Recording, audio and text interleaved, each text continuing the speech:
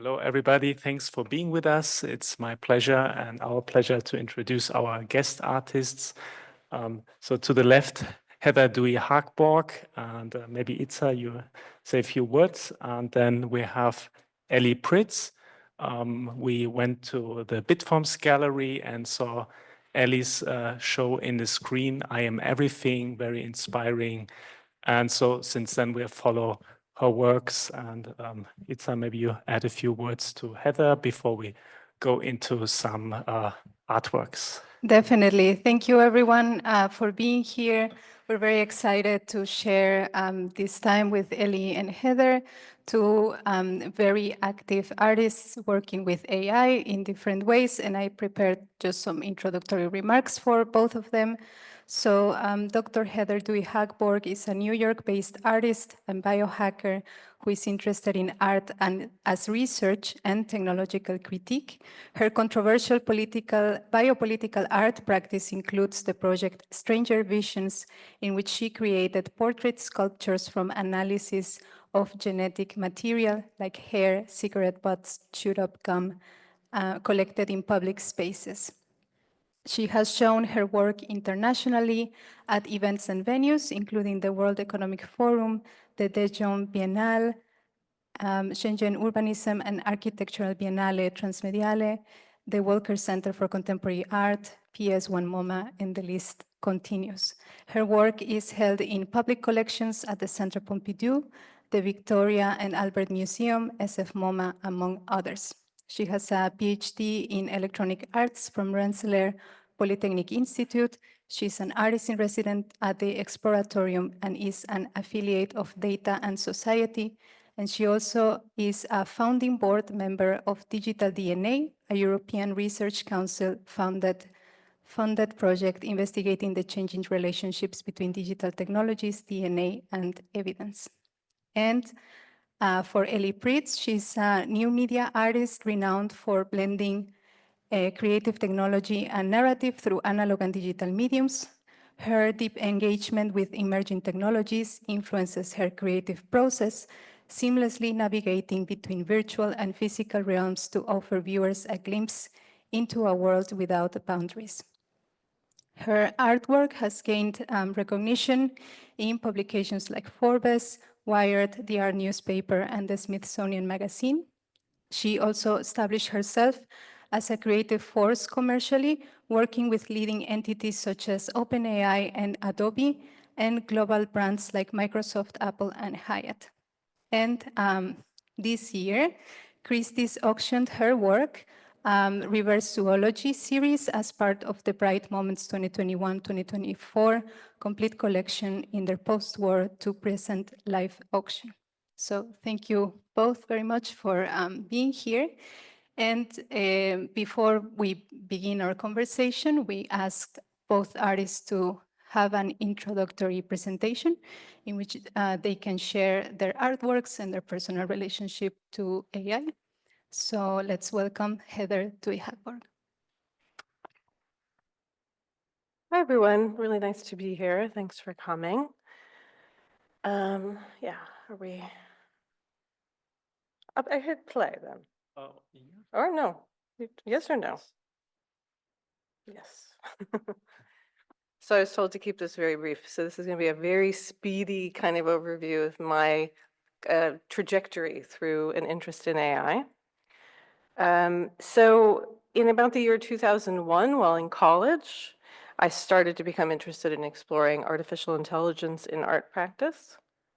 And my fascination with that really stemmed from my inspiration with the 20th century avant-garde, ideas of John Cage, things like this, the idea of letting go of control, opening your artwork to chance, and using algorithms as like a way of pushing that forward.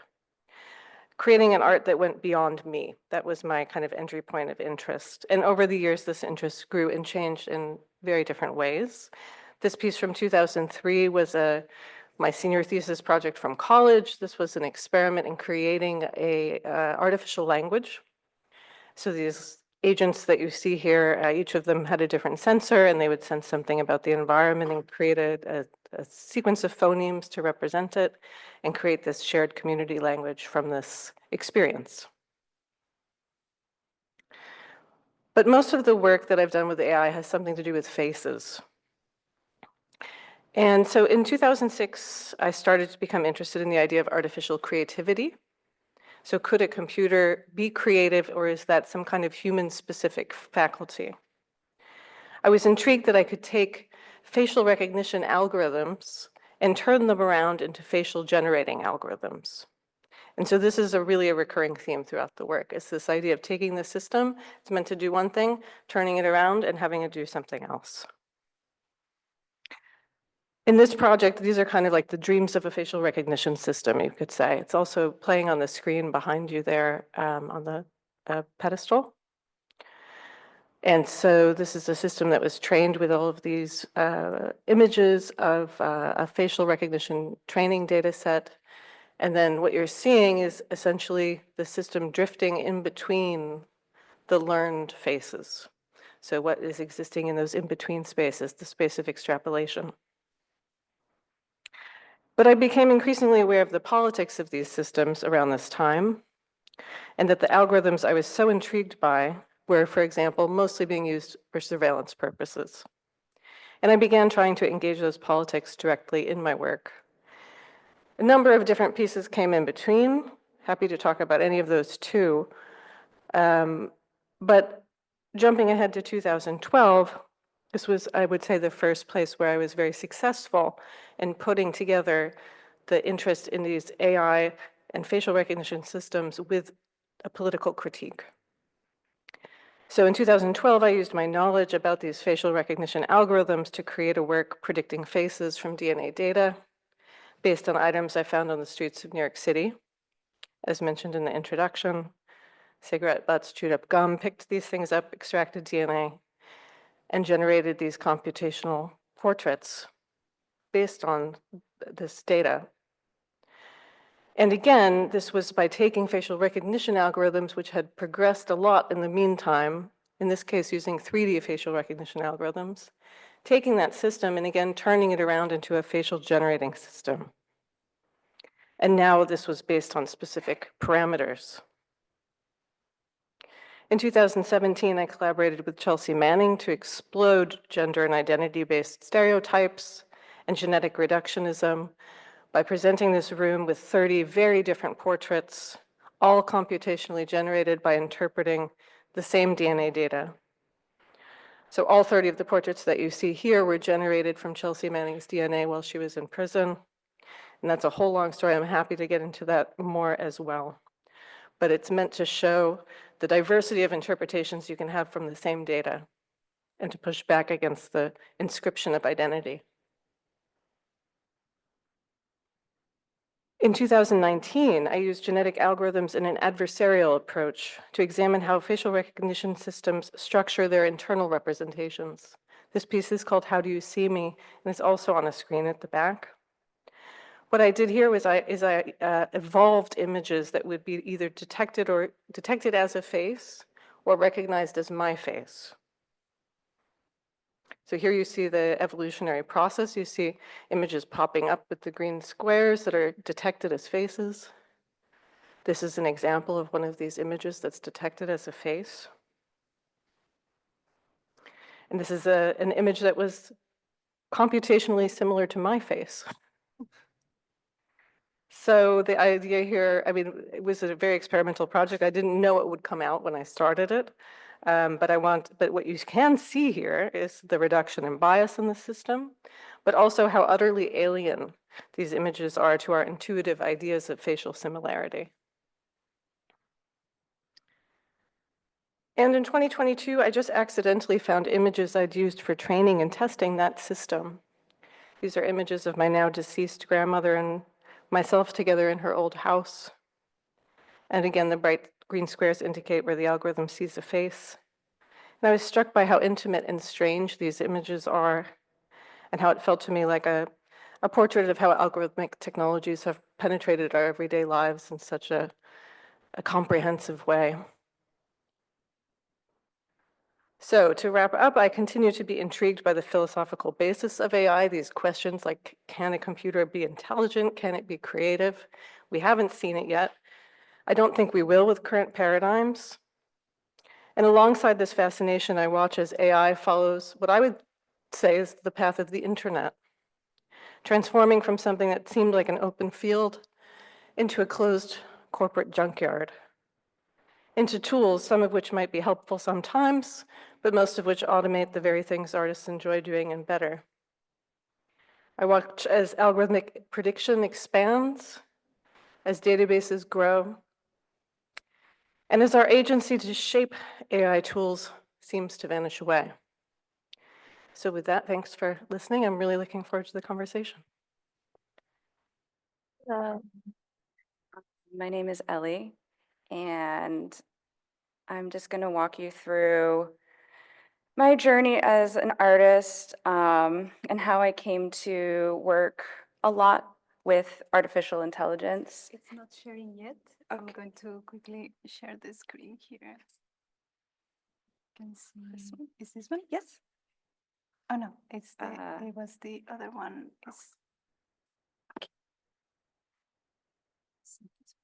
Yes. Okay. Yeah, we can see. Okay. We had to make sure the folks on Zoom can see my PowerPoint presentation. Yeah, so my background is in science and also in visual arts. Actually just art in general. I started out in music, actually. I've been a string player since I was a child and fully thought that I was going to be a concert cellist when I was growing up. But I was also very tied to visual art and ended up kind of splitting my time between playing as a cellist and working as a photographer, primarily in the editorial space, working with entertainers, musicians, and having a lot of fun blending the worlds of music and visual arts. Over time, my style got more and more surreal, and I moved to the West Coast from Chicago, spent a lot of time out in the desert, getting weird with it, but also starting to do very well commercially, which culminated in one of the biggest commercial things that I ever had an opportunity to do, is working with Willow Smith for this Onitsuka Tiger campaign in February of 2020. By that time, I had an agent and a whole lot of momentum behind my career. And then the next month, quarantine started and everything shut down, and I had no idea what was going to happen, but all of the work that I thought I was going to get vanished. And that led me down some pandemic rabbit holes. I was living alone in Los Angeles, in East Hollywood, not a fun or pretty place to be. So I was indoors a lot and exploring some things, again, getting weird with it. Turning the camera on myself for the first time, I always felt very uncomfortable with that, but I was the only person that I had around to work with. And I started exploring more video-based work, time-based work, things that I wanted to do but didn't have the time for before, and got really into it, got really into video synthesis, analog work, quickly fell in with a group of ragtag creatives in LA that started a video art collective called Racer Trash. We re-edited TV shows, movies, streamed them on Twitch, and got really, really popular really fast. We got a lot of big attention. We got invited to the Toronto International Film Festival. And with the success of Racer Trash, I also was building my own career as a video artist. So by the time quarantine ended and COVID was kind of over, my career path had already switched. And I realized that I was now really working in new media and was very eager to continue down that road. But of course, as soon as Racer Trash reached the pinnacle of success, we imploded.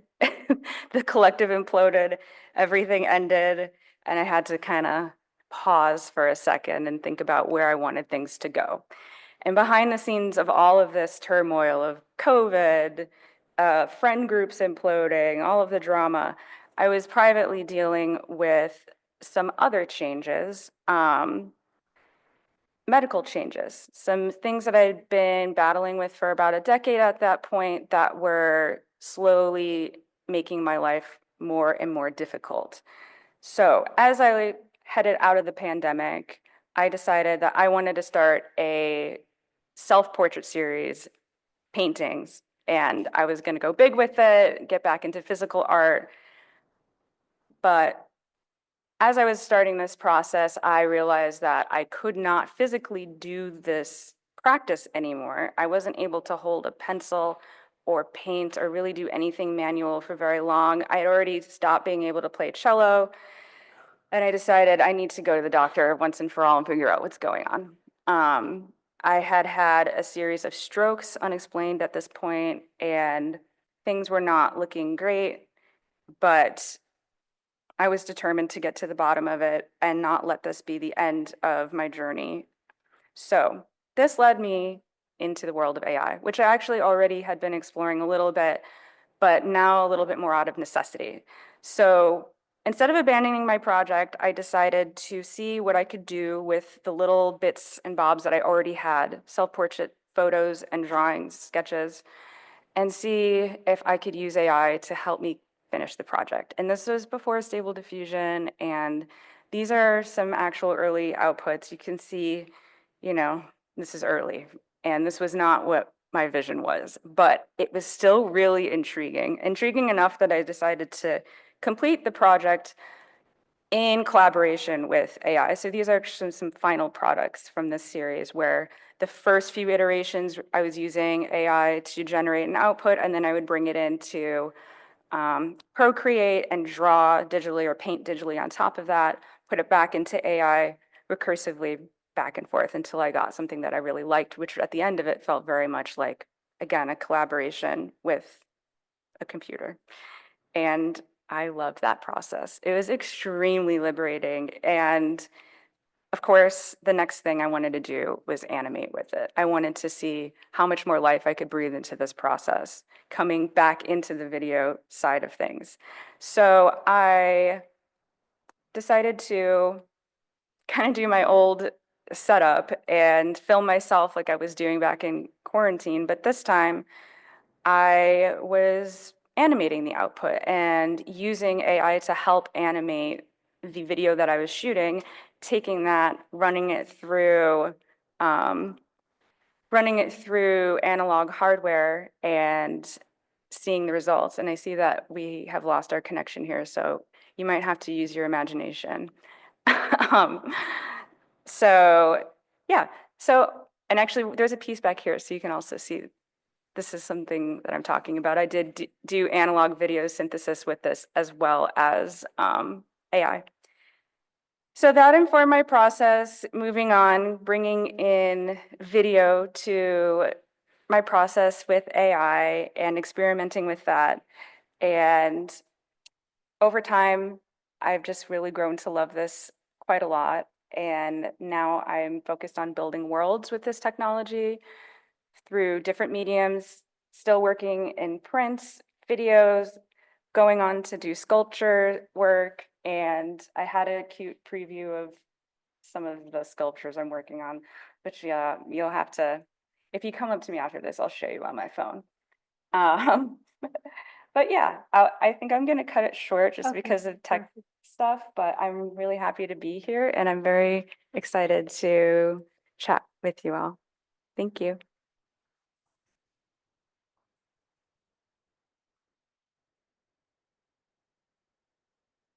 Hi, my name is Camilo. I'm a journalist and artist. I've been invited to be part of the conversation.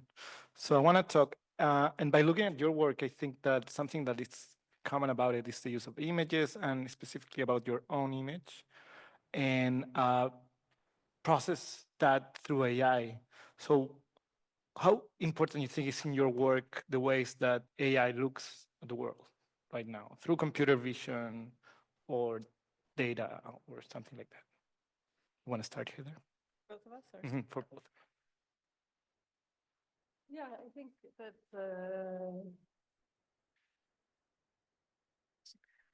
So the how do you see me piece is probably the most explicit off the top of my head in thinking about trying to show how the AI sees the world. I mean, so if you look at the images there, it's really trying to do this kind of reverse engineering thing of evolving images that so that we can look inside the black box. You know, there's various kinds of techniques that people use for doing that. But it is trying to make it explicit how things are structured, how things are working internally, and to provide us a glimpse of that world. And I can keep thinking about that with the other pieces, but that's what came to mind first. Is this on? Okay, it's already on. Would you mind repeating your question? Yeah, I feel like how important is in your work the ways that AI sees the world. Oh, it was very important to me. The very first time that I experimented with feeding my own self into AI, it was kind of like I was touching on, it was kind of a low point in my life, and I wasn't feeling very powerful. I was feeling very weak. And I remember one of the first experiments that I did was I put an image of myself in, and for the positive text prompt, I described what I wanted to feel like. I said that I wanted, this is a portrait of a like regal, strong, person, something. And it gave me back an image that was clearly myself, but that I could detect those qualities in, and to see myself the way that I wanted to feel when I wasn't feeling that way yet was tremendous. I think I wanna like dive in kind of like the ethical aspect of how the systems are being trained and how early systems don't recognize women or people of color. And if you have any ideas about that or like thoughts about that.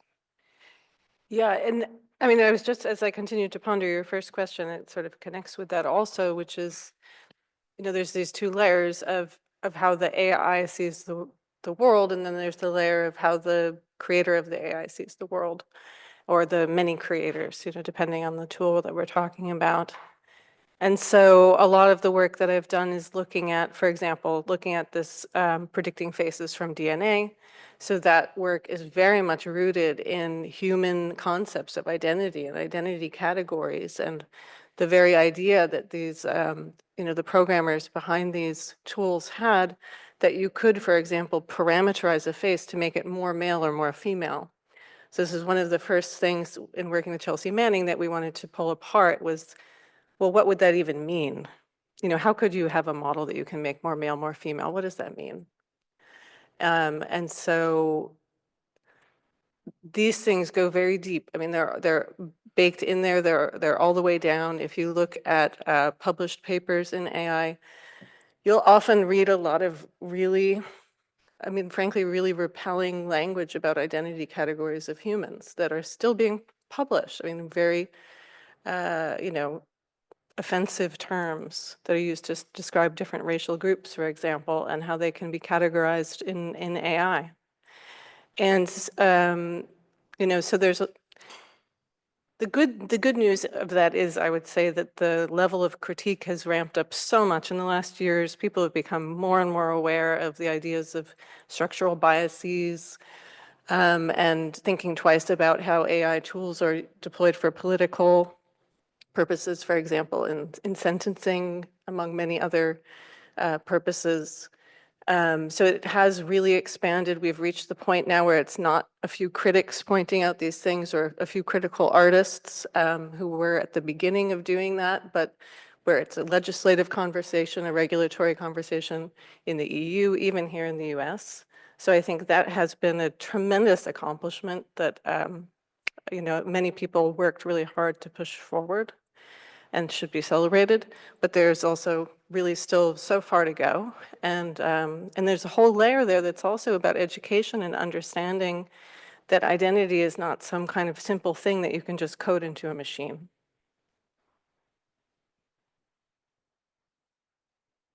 Do you have any insights on how these systems are being trained? like early trainings? I mean, what's your take on this? You know, it's like basically being trained by white men in a coat. So- Yeah, I mean, I think we know now that there are a lot of things ethically that we're certainly less than desirable about how a lot of these models were trained in terms of, even having copyright and yeah, it's not ideal. And I agree that it's been good that a lot more attention has been paid to this, and it's not just like an outlier issue. I think there's a lot of critical thinking about moving forward and doing this in an ethical way, especially now that we see the broad application of it everywhere. And yeah. And there's kind of two prongs to that also, right? There's like the fact that the tools have become so gigantic, so that, if you look over the course of the last decades at artists working with AI, mostly in the beginning, artists were working with very tiny models that they could build themselves on their own computers, right? And now it's like giant corporate tools, cloud computing, huge databases, all of these kinds of things. But of course, the potential to make your own little model still exists. I mean, nobody stops you from building a tiny neural network on your own computer and using your own data and so on. So there's always the potential there to do things totally differently, in the way that you decide, based on building your own tools. And then there's the kind of like complement to that, which is pushing and advocating and pushing for more diversity, more representation in and critiquing the corporations that are doing these, that are making the giant models that are influencing our lives, and then also advocating for political regulation and change. And regarding the ownership of the work, since it's been like a process that you do with AI, how you feel about that when you have to sign the work, for example? Do you need that? Do you think that the AI needs some recognition in some sort of way or not? Oh, that's nice. I like that idea, actually. I personally, I know that as an artist, this is not necessarily a popular approach, but I don't really feel a sense of complete ownership over anything that I do. I feel like what I'm doing is part of my human experience, and that is a shared experience. However, I recognize that it is very important that ownership is important, credit is important. So that is not me diminishing that. So in that sense, I would be happy to I'll sign Stable Diffusion right next to my name on it. That's interesting. I think it does come down to like, the reason why I would be disinclined to do something like that is because, at least in my practice, it feels very much like a tool that I'm using. It would be like me signing Photoshop next to something. The tools that I'm using are not of their own accord creating something. They're still doing what I'm asking them to do, roughly. So in that sense, I feel fine about just signing my own name. But can I interject there? So there is this moment where we use software in a collaborative way, and there are different software authors, companies supplying us with tools. But I know that both of your works have a very physical quality, and we encountered your DNA faces at the Friedman, and it was so striking to see that as a physical piece. And also your prints, like, I feel like you need to see digital works in reality. So at that point, I think as artists, we certainly do the last decision on what we bring into existence. Has that maybe for you somehow changed with from digital pieces to the more fluid nature of AI? Is it now more important with AI to have a physical rendition, or?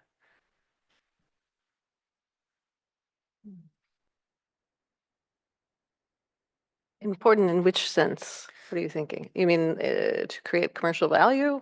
Or because in that sense, probably. Probably, but also I feel maybe it's something that I feel like there are so many possible renditions floating on my computer that I actually need to narrow that down, print it out, or construct a piece that only then it becomes an artwork. In maybe it's a traditional thinking, but to some extent it's floating constantly, and I need to make that last step. For me, I feel like it just depends so much on the piece. You know, every piece is different and they demand different things. So I could easily also, you know, with the How Do You See Me piece, to have that running live and to see like infinite changes in that, I think would also be fantastic. It's just more challenging to present. Yeah. So I don't so much feel that way, but also my practice, well, it has like also a commercial component to it of kind of freezing something into an object and putting it on a wall. It also exists in a lot of other kind of forms as well. And so for me, it's more about the concept. This is where I'm always kind of starting from the concept, starting from a question. It's generally some kind of experiment. And then I'm following that research and seeing where it leads, and something comes out of that process, and that's the artwork.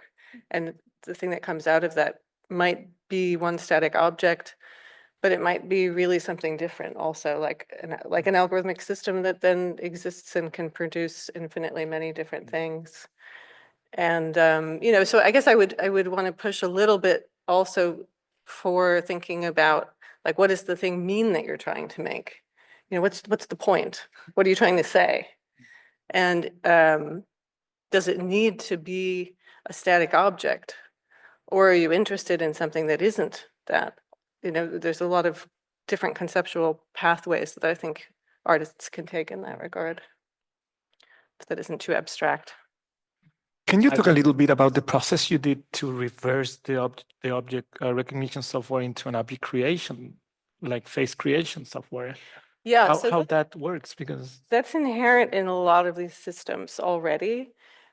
So basically, so what I learned, so in the first piece, so in Spurious Memories, this first piece that I worked on in grad school, basically, I realized that when you trained this kind of neural network that I was using, when you would train it to recognize faces, it represented all of its knowledge about the world of faces as this kind of computational space, right? And so if you just picture that as a grid, it's like a very highly dimensional grid, right? And so if you just picture a two-dimensional grid and imagine that there's like faces that it's learned, and then there's this whole space of kind of interwoven connectivity between those faces. And so you could move around that space, you know, just like you could move around a grid. And so that's basically what you see in that video, is this drifting around this kind of computational space.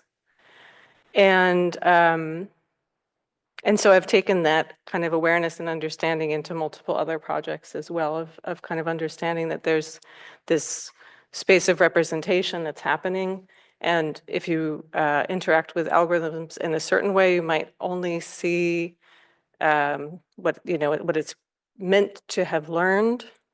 But what we see anyway, I mean, what we see so much, I think, is that these systems, the commercial systems, are increasingly showing us how inherent this kind of weird creativity is that they actually have built in. That there's always this sort of, whether you call it like hallucinations or dreaming or creativity, like there's always something happening there that is somehow taking what it's learned and doing something different with it, like intersecting those experiences or reversing them, or you know, putting them in relationship to each other in different ways. And so that's also something that I find really interesting, is this space of what it wasn't explicitly taught. That might be like a big difference between artists approaching this and computer science. We're like trying to find that hallucination, right? How do you feel about that, like working with hallucinations or getting these outcomes that were unexpected? It's one of my favorite things. But I work as an AI engineer, and the work that I have to do in that regard has to be incredibly precise. So half the time I'm fighting them, and the other half the time I'm embracing them. And sometimes something comes up in work, and I'm like, "Oh, this bookmarking that for later." But I personally love them because it reminds me a bit of the like working with analog video as well, where it's very ephemeral. What I put in is input, and what happens in between that state and when it comes out of a piece of circuit bent equipment from 1988 is never, it will never exactly look like that again. And there's an element of that, I think, working with AI, and it's one of my favorite things about it. It's kind of like a gumball machine. You don't know what you're going to get every time. It makes me, it feels weird to say that I'm nostalgic about technology that's only a couple years old, but it makes me nostalgic for like pre-stable diffusion or like earlier models, which I still use in my practice as an artist. Like I'm not trying to make things look hyper real. I'm not trying to, not yet, maybe sometime in the future that will appeal to me, but I like to see evidence of the technology that I'm using. I have a question regarding to that, and it has to do also with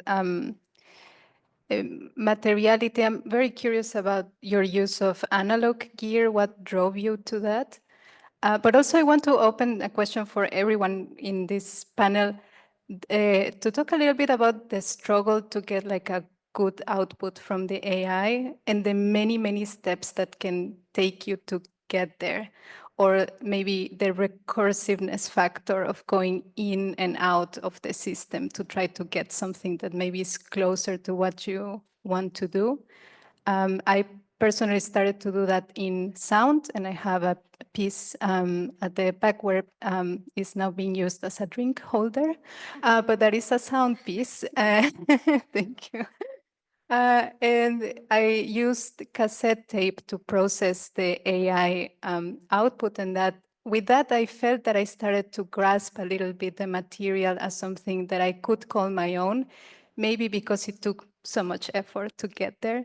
But yeah, I'm interested about your use of analog gear, and for everyone to, let us know a little bit about the real struggle that it is to make these final pieces.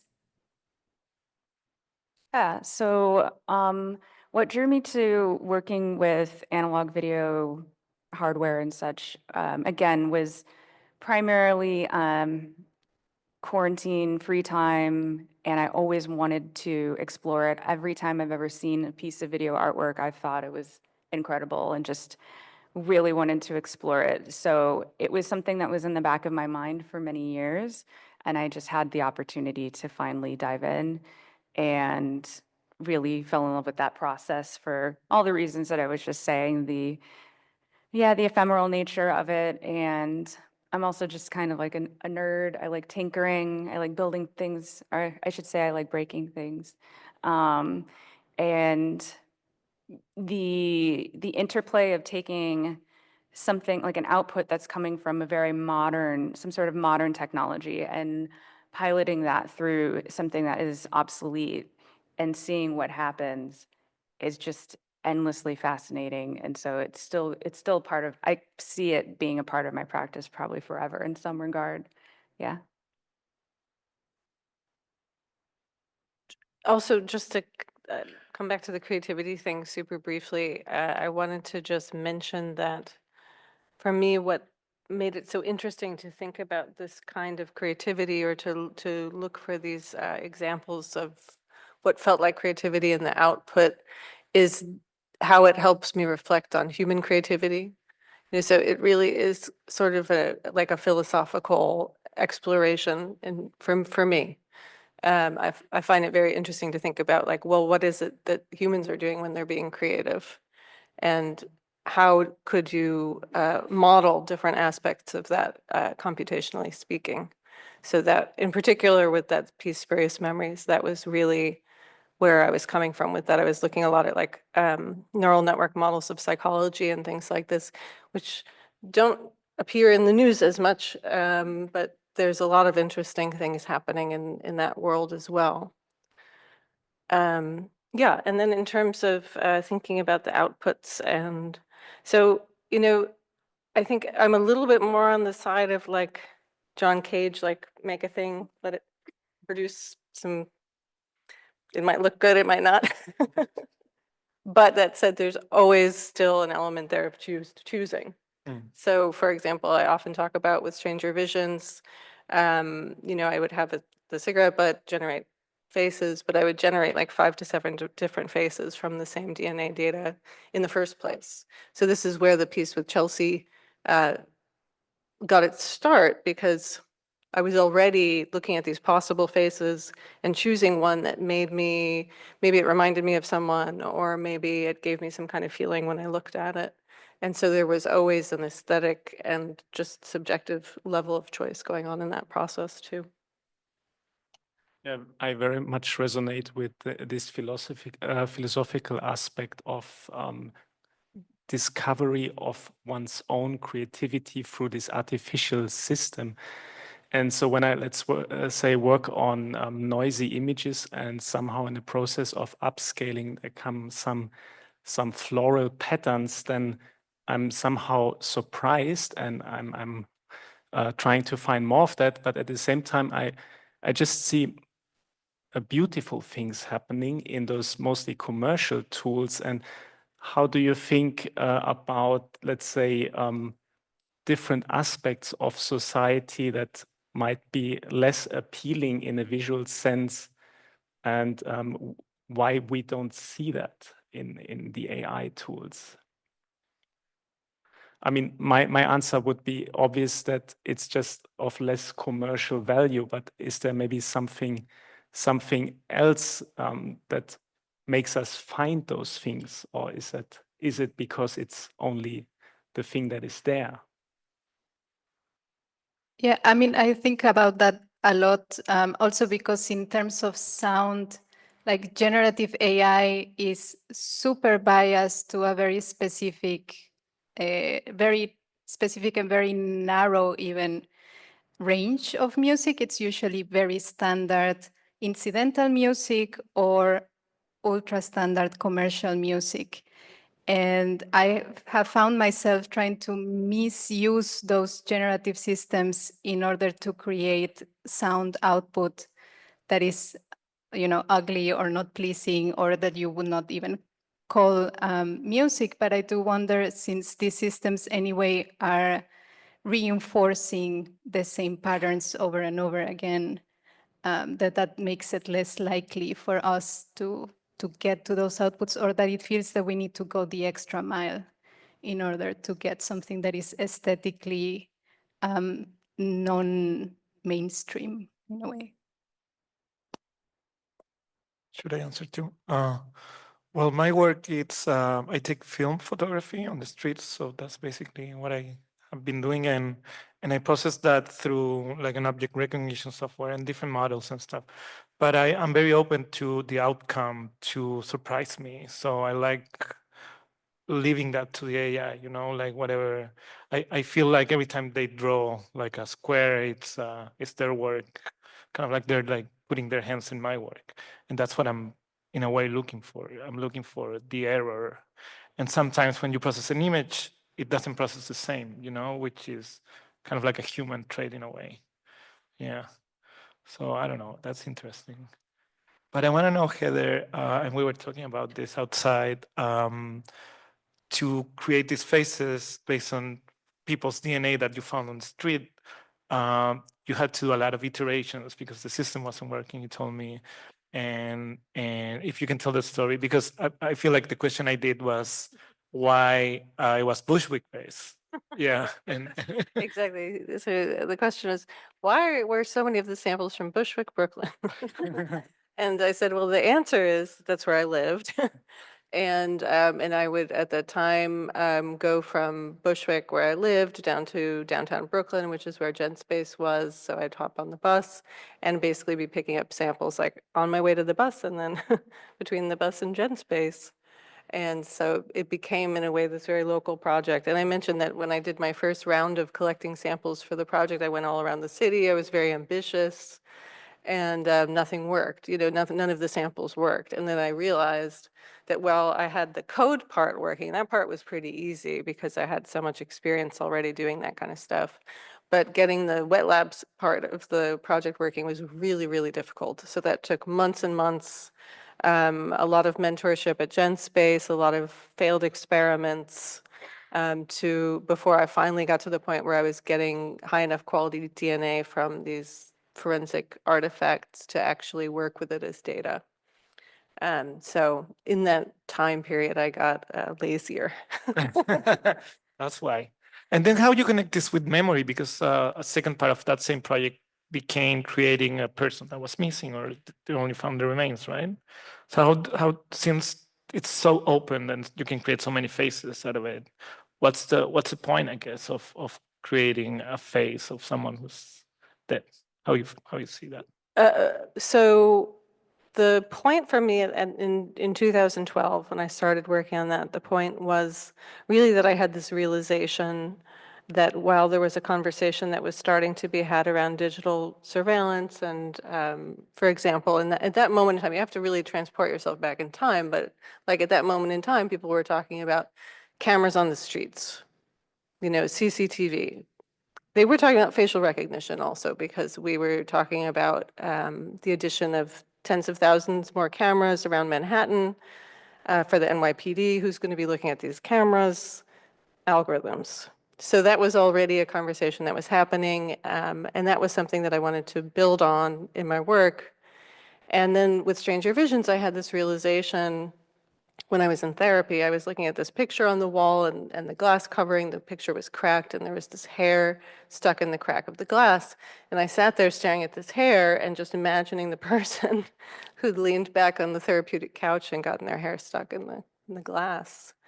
And then I started thinking about what I could learn about them from that hair, and realizing that there was this whole world of kind of privacy and surveillance related questions around our physical, messy bodies that we weren't talking about at all. So we were thinking about our image, or even thinking about our voice, but we were not talking about this like physical, messy stuff. And so when I went into that project, I was very much, number one, just wanting to do something confrontational that would make people think about the fact that they had this genetic data that they were losing all the time, that could be picked up and read. And of course, that many things could be read into it. And then the second part of that was that I wanted to call attention to this emerging practice that I discovered then in doing my research, that is called forensic DNA phenotyping, and that's this attempt to predict a face from DNA. So what I found already then in 2012 when I started were early efforts to do that kind of work. Some of them may be more limited, for example, looking at eye color only, looking at hair color only, but there were already people who were trying to predict a full face at that point in an academic research kind of setting, let's say. Not to solve crimes or anything like Not that. yet to solve Okay. crimes. Not at that point. It was just way too early. I mean, there was nothing to base that on to solve crimes, really. And you would just have this handful of traits, and you could only predict those with, not a great degree of accuracy. Mhm. So it was really a stretch to think of that as anything that could be a useful tool, although then nonetheless, it became one. So, I mean, this is a recurring theme with police technologies, that there's no transparency, there's no openness about how they're tested, like what the accuracy rates are, and they'll use all kinds of technologies that are very dubious in terms of whether they're accurate or not. And most scientists would tell you that that particular technology is definitely not ready for that use. How was your work with that? You work with someone's remains, or? So I was mostly just working with these things that were found on the street. Uh-huh. So these are, presumably living people that dropped their cigarette butts okay. and threw their gum Okay. and clipped their fingernails on the subway and so on.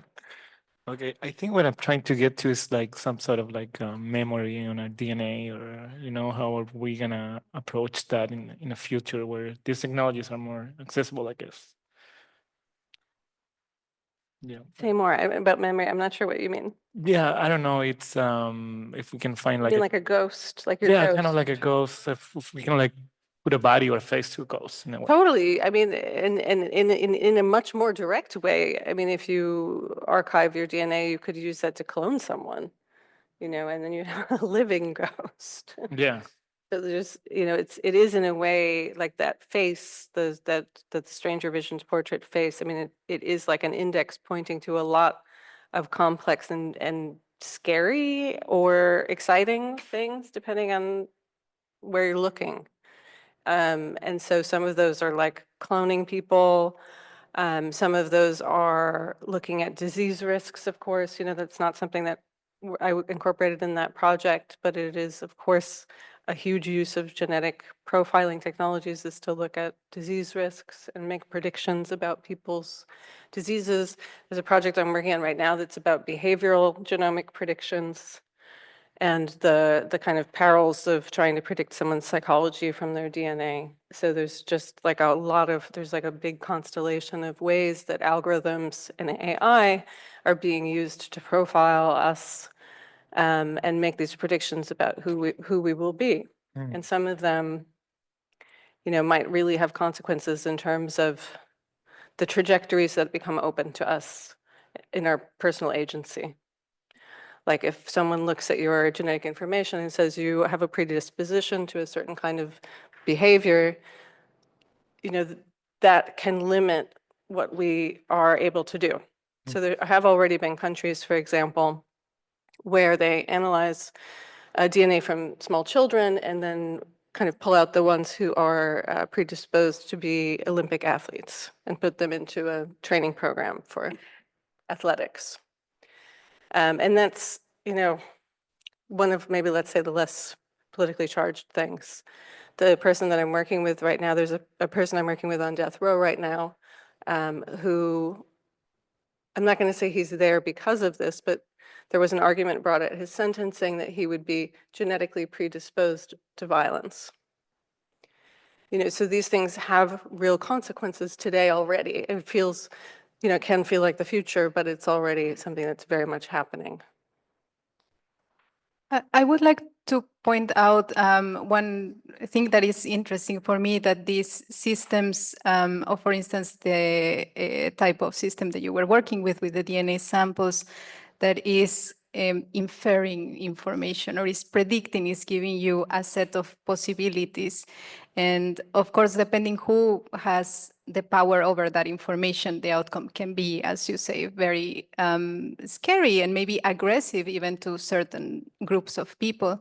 But at the same time, I think about the title of your work, In the Screen, I Am Everything, and that this similar ground of unpredictability can be a very empowering tool, maybe. And I would like for you to talk a little bit about that piece in particular and that title, because the work is so beautiful, and the title in itself is very evoking and really opening up this almost like a personal strength gathered from this sea of possibility. Yes, she's referring to a piece of video artwork that was on exhibition here in New York last year at Bitforms Gallery. And it was building on the practice that I described earlier of trying to use AI to imagine myself in, this expanded because now I was in video world, so I could take it further than just what would I look like in a still photo if I felt very confident and powerful and healthy, to, well, what kind of world would I want to be in if I was like that? What do I want to see in that world? Not just who am I, but every other aspect of it. So that's what I did. I filmed myself in a very simple way, and then went on and built not only different characters of myself, different versions of myself, but also all of the surroundings. And I called it In the Screen, I'm Everything. I didn't have a title until the end. I wasn't sure what to call it. But then I started thinking about how I felt when I was working on it, and I realized the reason why I loved working on that piece so much was because I felt like I could be anything. And I wanted to make other people feel that way when they went to the exhibition and when they viewed that piece. I wanted them to feel a sense of, well, what kind of world do I want to build? And think about how they can actually do that, whether it's directly through practices like mine, or even if it's just internally through meditation practice, or there's so many different ways to access that power within all of us. And that was kind of where my head was at with that. Yeah, what strikes me here in our conversation is that we have both extremes, like very urgent matters of political outreach, and then at the same time personal matters in a playful quality where we might not predict the outcome.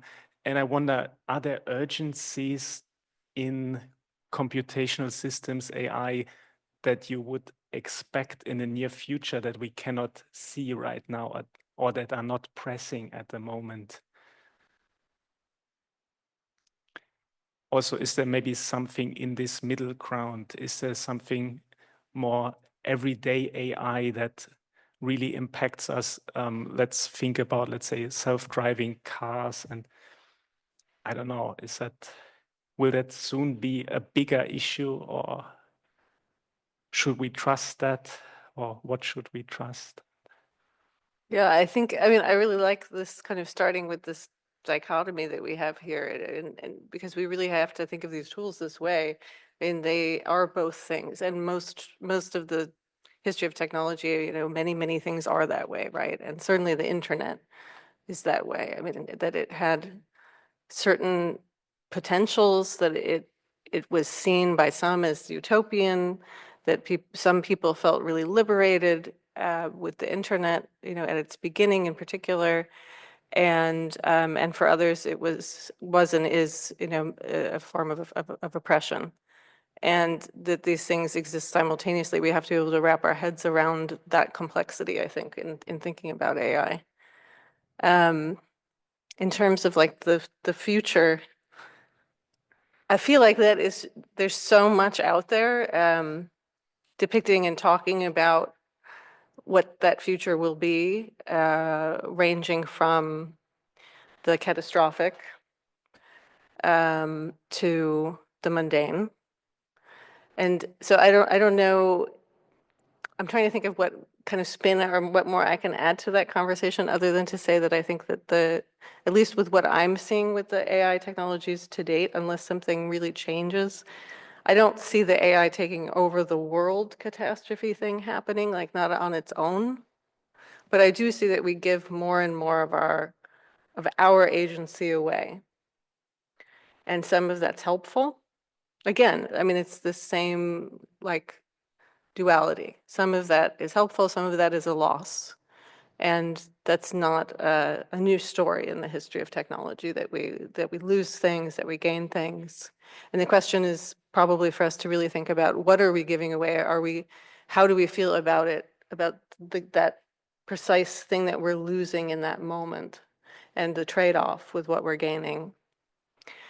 And I guess I would bring us back to thinking about how we're represented, to thinking about how the data structures us, what being structured in these databases forecloses in terms of representation, and thinking about how we can maybe create systems and worlds that are more multiple, that are more flexible, fluid, that can reflect our uniqueness and individuality, and our aspirations and wishes, and not just let ourselves be structured by these corporate visions of who we are, or of what creativity means, or of what art and design look like, because that feels just way too limiting.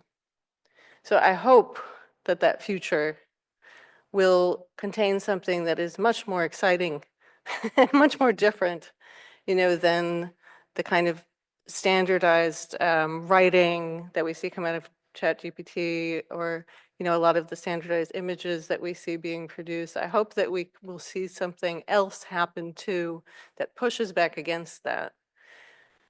But that's up to all of us, so that's really the onus is on us in this room, like as the people who are interested in these tools and in these technologies, to push them in ways that are more interesting, that are more individual, that are smaller scale maybe, that are less corporate, that reflect us as who we are in our nuances and differences and so on in much more complex ways.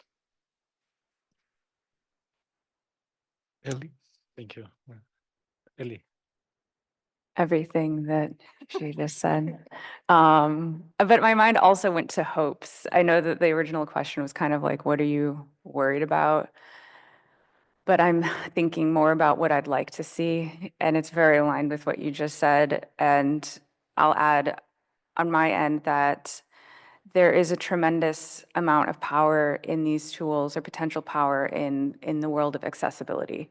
From things as simple as just art, different art forms that had very high barriers to entry, that are now much lower because of the ability for a single artist to rapidly iterate and get to a final product without a studio, or just be more self-reliant. And I think that's tremendous. But also there's other ways that it can actually help, people with different disabilities to have forms of communication that they might have lost, or just general bringing accessibility back and harnessing the technology to kind of, to help people. It sounds hippy-dippy, but it's important to me. I have personally been so positively affected by my misuse of AI in this regard that I do hope to see, again, it's not super corporate-y, so I don't know what will happen with this in the future, but I would certainly love to see this technology also be harnessed to help people. I think we can keep going. I'm sure this is a super interesting conversation, but I think it's time to open the floor to our audience. If you have questions, we have a microphone over there, and I can also give you the mic that I have here. Or you can just shout. If you have a question, please come to the mic, or I can take it to you. Because we have a live stream audience. I think Urgent. walk across the room. Good exercise after sitting for hours. I was really impressed by the comments that related to how your art and how AI has been impacting the community. And several of you work directly with the community in producing some of the works. And related to facial recognition, the idea of accessibility. We heard during COVID how people who previously didn't have any way of communicating now did, who are homebound, blind, physically challenged. So this work that you're doing, that is art in politics, art in community, it is democracy within your practice. And it is not easy. I cannot imagine that it's easy to interface with people who you're collecting the gum from. As well as if any of you have worked deliberately with community groups who are organizing the homeless, or the interface with whichever the topic of your creative work. And if there is advice on how to work with the community, what you have to give up as an artist as well. All of you have aspects of that in your work. And I was very impressed with that, because Helen and I work in the art field, and that is rare, not common, though there's a lot of political commentary. It's the artist's commentary, whereas some of your works are more interactive and involve compromise by the artist. So I wanted to hear a little bit about the compromises, the creative compromises that you make in making your work relevant. Who wants to start? Yeah. Got so many thoughts I have on that. I would say for me, I often, like the starting place is often working one-on-one with someone and learning from them and hearing from them and giving them input into the artwork and so on. So that's the case with both times I've worked with people in prison, for example, that it's a one-on-one relationship that sometimes it's very challenging just to be able to communicate. I mean, of course it is. So with Chelsea Manning, we basically corresponded by mail. And sometimes I could send text messages like through an intermediary, but she had such limited phone hours.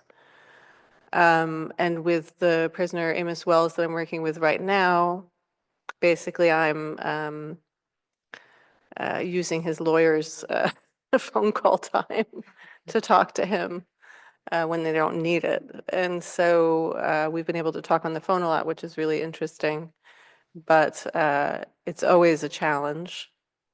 And so I think for me, that's the starting point, is really like trying to work more deeply with individuals as a starting point, and to hear them and to give them input into, what we're creating as much as is possible given the constraints.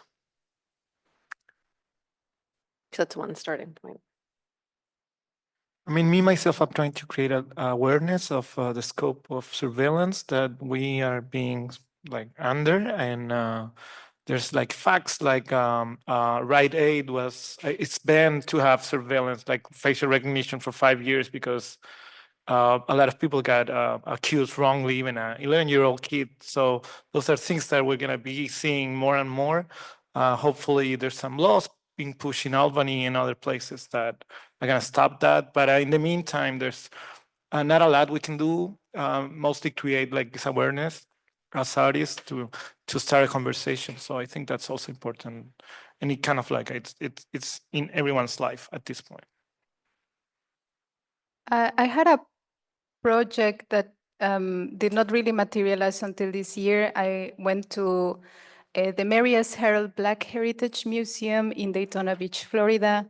I had a residency there, and a group of people went, including myself, we went to the museum.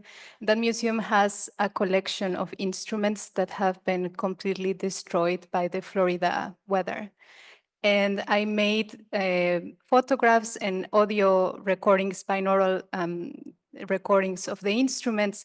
And I had to wear like a face mask and gloves because really the instruments were full of like dirt and mold, and probably I should not have been handling those. But I wanted to capture those instruments after so many years of withstanding the Florida weather, and I felt that they really kept like a sound archive, so to speak, of the importance of the Black Heritage Museum and the amount of time that they have been there. And only this year, I took those recordings and trained an AI model with them. And I had a piece that was presented at Friedman Gallery with the sound of all of these instruments blended together into one kind of compound timbre. And I would say it was very abstract. I think that when you hear the sound of the AI model, you will not say, oh, of course, these are instruments weathered by the Florida humidity, but they do have like a sense of depth that people could catch on. And it's something that I still continue to think about, how to make that connection between the communities and the actual lived experience of objects and materials, and use that to infuse the AI with something more than just the standard in this case, the music commercial output.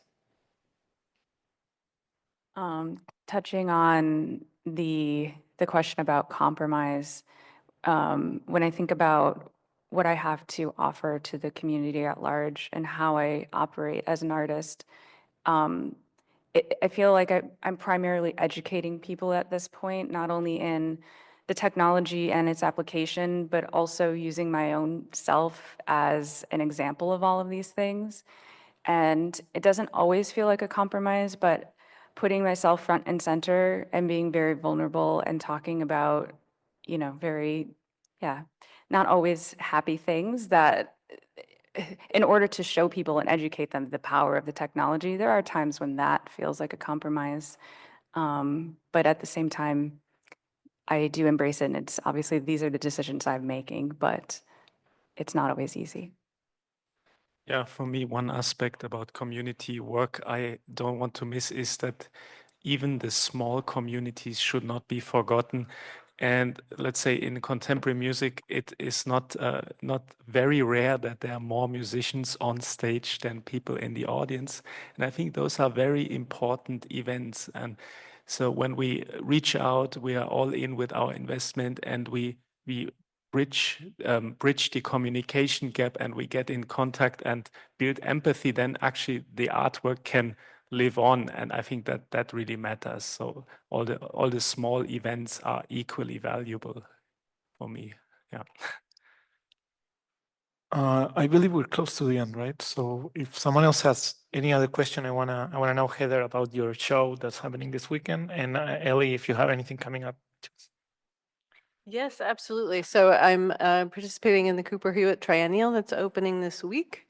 So the public opening will be on Saturday all day. I'll be there in the afternoon if you want to come say hi. So for that project, so the triennial in general is on this theme of making home, which is very broadly construed. And so my project, all of the artists in the show are making new commissions. My project is an installation about biobanks. So biobanks, so they're the places like the freezers and vats of liquid nitrogen in which our cells and blood and DNA and so on are stored. And so I've created an installation where you feel like you're walking into a biobank. And you kind of wind through this spiral. And as you wind in, you'll hear sound recordings from actual biobanks that I made. And as you continue, you'll start to hear another soundtrack as well. And this is a short piece of music, kind of an experimental, very, very short operatic piece that's based on my correspondences with medical institutions here in New York as I try to get my own data to find out if anything of my body's been used for research, and ask what I can get back, basically. And as you emerge from that spiral, you step into the bay window at the Cooper Hewitt. So you'll hear the music focused in this site. And then as you look through the window, you'll see a stained glass piece that's made from, among other things, the slides I was able to obtain of my own body. So from my own biopsies and things like that I was able to get back from the medical institutions. So the whole thing is really about bringing some awareness to the fact that these things exist, these biobanks that, if you go get a blood test, your blood might end up sitting in a freezer somewhere for years, or it might get bought and sold and used for all kinds of other things you have no idea about. And then it also brings kind of a personal and somewhat emotional lens also to hopefully feeling a bit the implications of that. But it is also kind of funny. So the music piece, it's a little bit humorous when you hear me asking over and over again, for my data, and then they respond and say, like, we don't have to give you that information. So there is definitely a humorous layer to that, although the whole thing also feels a bit like a journey, like a kind of almost spiritual journey as you wind through this spiral and then come out and have this operatic piece playing. Yeah, so that's Saturday at the Cooper Hewitt. I have some work that just opened up at an exhibition at the Torrance Art Museum out in California. If any of y'all end up out there, it'll be up through December. It's a really great collection of work of cyber feminist artists generally in the Southern California area. I was living in LA the last 7 years, and I'll be down in Miami for Art Basel, premiering my first large sculptural piece, which I didn't get to show you all today, but just imagine a giant chrome frog. That's been my life for the last 6 months. And that's the end of the year pretty much. Nothing coming up in New York. Nothing in New York right now. I do have these pieces up here, but I do work with Bitform's gallery here quite a bit. So I'm working on I do exhibit mostly in Europe, and I'm working very hard to get more exhibitions here stateside so that my friends and family can actually see what I do. Cool. I'll mention one more event, if I may. Yep. So November 9th, also there will be a live performance. So if you're interested on the biotech side of things, in addition to the AI side, there will be an evening called Parables for the Biotech Age that will be here in Manhattan. And that is going to be a series of videos and performances that speak to our biotech futures, let's say. And I'll have a piece in that, which will be a live performance of the short opera that I produced last year called Hybrid, an interspecies opera. It's about xenotransplantation, or the engineering of pigs to have human-compatible organs. And that will be performed live. So we'll have live singers, and I'll be there narrating live along with the video. And it's a pretty interesting evening. We did it in San Jose, so we were in California in May doing that, and now we're going to do it here in New York. So if you're around November 9th, you can check. I'm trying to think of where you can find that information. On your Instagram. Yeah, I'll post it on Instagram. Exactly. I think we have time for one more question, if anyone wants to chime in. I'll ask a question, actually. It's back. So a lot of what you're talking about, you're obviously everybody's approaching AI in a different way. We've heard from a lot of different artists and practitioners. And I'm just thinking about the kind of attempts by the post-war avant-garde when new technology came out, for example, video.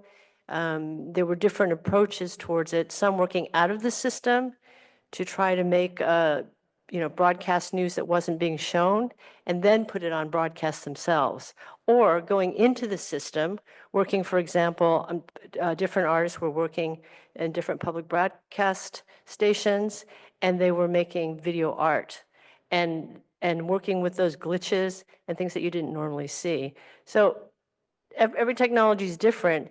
It was easier then to understand how the technology worked, and also to repurpose it in the way that you wanted to for your own political or ideological purposes. But this technology, it just seems so much, as everyone says, the corpus is larger, faster, everything like that. So are you working out of the system? Do you think you make a difference with your art or what you do to actually change the way AI can be used? Or do you think that's just beyond our ability to control at this point? Well, I think it's definitely not beyond our ability, and we should exactly be trying to do those things. But it's not intuitive. I mean, that's clear. If you look at how most art is using these big platform technologies, it's not obvious how to get in there and like mess around in a way that is, like you're talking about, like more structural, or using it really to deliver a different political idea. These things are much less intuitive, but I don't think it's impossible. I just think we need to work harder at doing it, at experimenting and pushing the limits, playing with the things in a way that might allow for these different possibilities to happen, and then simultaneously be not forgetting that we can build our own tools. That's, again, like, nothing has changed in that regard. Our computers are just more powerful. You know, it's easier than ever. We have bigger hard drives, everything's faster, we have access to tons of data. And so there's nothing stopping us from building our own tools that show different values also. So I think both of those have a lot of potential. We just haven't been seeing much happening there. And so again, I would just encourage people to explore doing more of that work. And I think it's key what you said about these systems doing something they're not created to do. Like the facial recognition is created to recognize faces, but you use it to create faces. So I think that's also very important to try to like turn them around in a way and use them in your based on your own ideas and not what they were created for. Yes, somehow I think we need to get better attuned to the sensitivities of the output, and that would lead us ultimately to be more proficient in thinking in AI, so to say. And yeah, we oftentimes just assume that technology is anything with electricity, but actually technology and art is ongoing forever, even like paper is technology. So in that sense, I would never divorce the question of technology use and making art or science. So that's anyway happening constantly. So, and that aspect of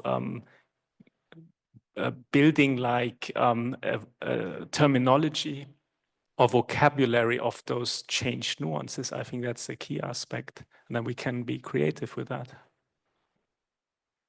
I mean, I would even point out, maybe correct me if I'm wrong, Ellie, but you would be like an example of how that can be used for accessibility. You mentioned that at the moment where you could not draw, AI was stepping up in order for you to get your creative ideas, although maybe not perfectly as you imagined, but maybe I wonder if you could add a few words about that, how can we make maybe AI more accessible, or just in your own personal experience, how was that process of bridging the gap between, having to switch mediums because of a physical condition? Yeah, I think then and now, there's a lot of, I have to work really hard against the way that these tools were designed to be used. There's a lot of misuse happening in order for me to get what I want. And yeah, tying back to that and misuse and thinking about early video art and whether that's coming from inside the system or outside the system, it is a lot more opaque working with these technologies. What's happening behind the scenes, even amongst artists who work in the same with the same technology, it's not as obvious. Like what does the max headroom incident look like in AI, right? I would love to know actually, because yeah, but I do think it's really important, even if it's just, this isn't necessarily part of my practice super explicitly, but I think when you have to misuse something in order to get what you want out of it, what you're encountering is tons of bias and tons of, yeah, and that is really important. And so I think how impactful that is, I would love for it to be more impactful, but I think it's up to artists to help guide this and to help shed light on these things and to hopefully steer the ship in a not completely like corporate, yeah, just to keep things balanced. I think it's up to us to help, again, bring it back to education. I think our art helps teach people about this technology.